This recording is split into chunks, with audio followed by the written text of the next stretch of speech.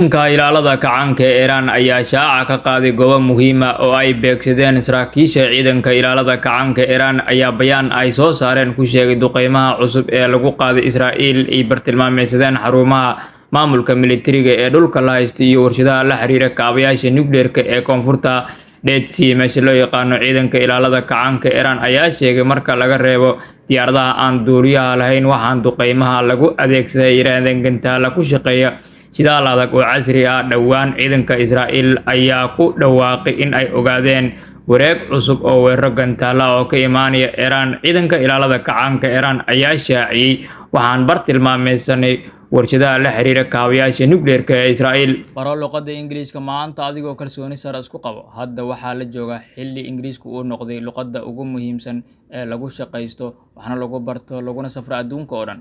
Haddii aad ku riyoonayso mustaqbal ifaya oo furan, barashada luqadda Ingiriiska waa furaha kuu horseedaya guul iyo fursado aan xadidnayn. Macadka barashada luqadaha ee Blue Screen Online wuxuu ku hayaa koorsooyin luqadda Ingiriiska oo ka kooban sida bilow, dhexdhexaad iyo dhammaystir.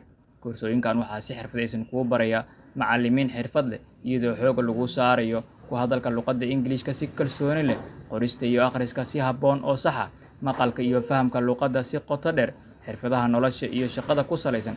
Haddaba haddii aad danaynayso barasho barwaaqo ku horseedo, ka bara Blue Screen Online oo guji calaamadda WhatsApp ee hoose.